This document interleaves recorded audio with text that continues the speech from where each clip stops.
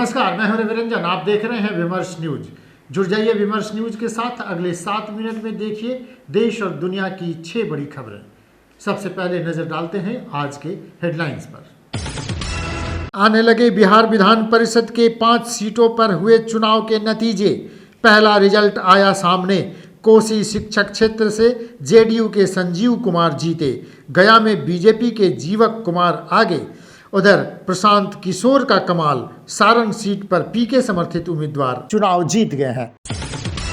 झारखंड और पश्चिम बंगाल में कुर्मी जाति को आदिवासी की सूची में शामिल करने का आंदोलन तेज। झारखंड में रेल का चक्का जाम। उड़ीसा पश्चिम बंगाल में भी देखा आंदोलन का जोरदार असर। सुप्रीम कोर्ट का बड़ा फैसला, सरकारी नीतियों की आलोचना एंटी नेशनल नहीं। केरल हाई कोर्ट का फैसला पलटा।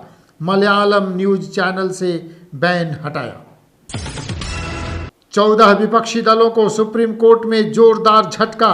ईडी सीबीआई के खिलाफ दायर याचिका पर सुप्रीम कोर्ट का सुनवाई से इनकार। देश में बढ़ सकते हैं पेट्रोल और डीजल के दाम। कच्चे तेल का उत्पादन घटाएंगे सऊदी अरब समेत 23 देश। और पेपर लीक केस में तेलंगाना के बीजेपी अध्यक्ष गिरफ्तार। बंदी संजय कुमार को आधी रात घर से उठाकर ले गई पुलिस। तो ये थी हेडलाइंस। अब खबरें विस्तार से।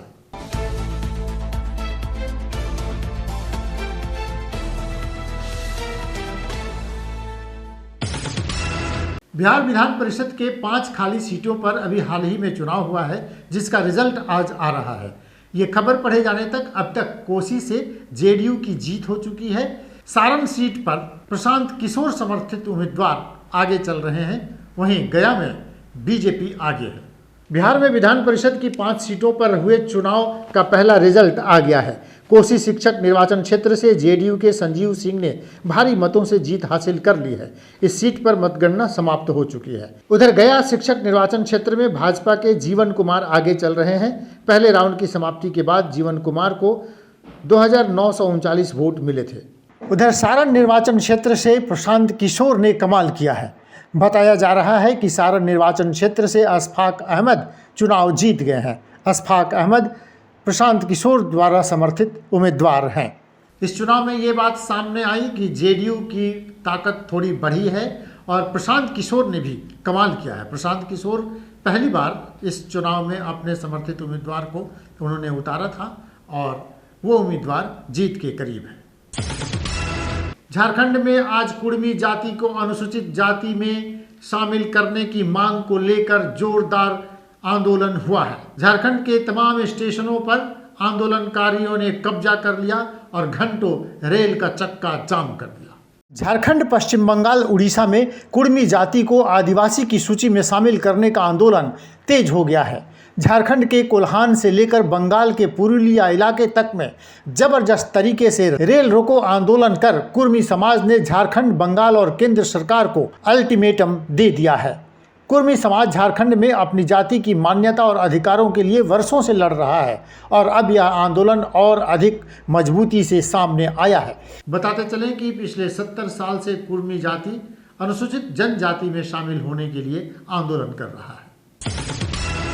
एक मलयालम न्यूज चैनल को बैन करने के मसले पर आज सुप्रीम कोर्ट सुनवाई कर रहा था और इस पर सुप्रीम कोर्ट ने एक बड़ा फैसला सुनाया है। सुप्रीम कोर्ट ने कहा कि सरकारी नीतियों का विरोध करना एंटी नेशनल नहीं हो सकता।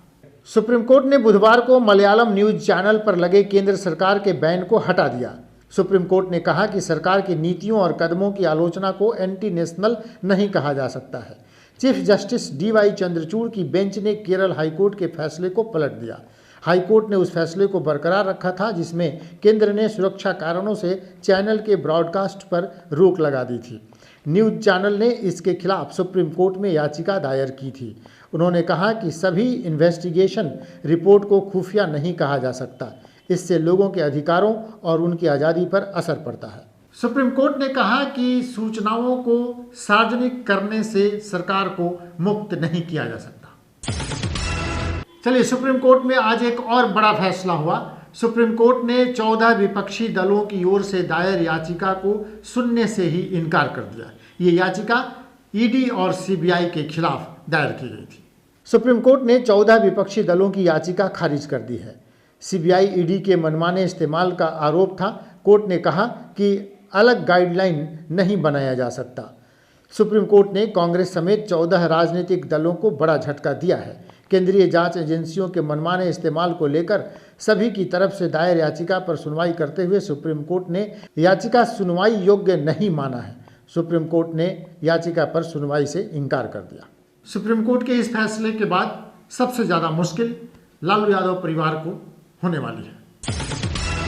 और खबर है कि जल्दी ही सरकार पेट्रोल और डीजल के दामों में बढ़ोतरी कर सकती है। ऐसा इसलिए हुआ है कि सऊदी अरब समेत अनेक देशों ने पेट्रोल और डीजल का उत्पादन कम करने का फैसला लिया है। सऊदी अरब समेत 23 देशों ने तेल के उत्पादन में कटौती करने का फैसला लिया है। सभी देश मिलकर हर रोज 19 करोड़ लीटर क्रूड ऑयल का उत्पादन कम करेंगे। इस वजह से तेल की कीमतों में प्रति बैरल $10 तक बढ़ोतरी हो सकती है। इसका सीधा असर भारत समेत दुनिया भर में पेट्रोल और डीजल की कीमतों पर पड़ेगा। तो चलिए, अगर ऐसा हुआ तो एक बार फिर महंगाई की मार लोगों को झेलनी पड़ेगी। बढ़ते हैं अगली खबर की ओर। तेलंगाना में पेपर लीक मामले में बीजेपी के अध्यक्ष को पुलिस ने गिरफ्तार किया है। तेलंगाना में एसएससी बोर्ड का पर्चा लीक मामले में प्रदेश भाजपा अध्यक्ष बंदी संजय को पुलिस ने बुधवार को गिरफ्तार कर लिया। पुलिस रात करीब 12 बजे करीमनगर स्थित उनके आवास पर पहुंची और उन्हें गाड़ी में बैठाकर ले गई। इस दौरान भाजपा समर्थकों और पुलिस के बीच टकराव की स्थिति भी बन गई। तो चलिए, ये थे आज की दिन भर की 6 बड़ी खबरें। इसी तरह की खबरों को जानने के लिए आप देखते रहिए विमर्श न्यूज। नमस्कार।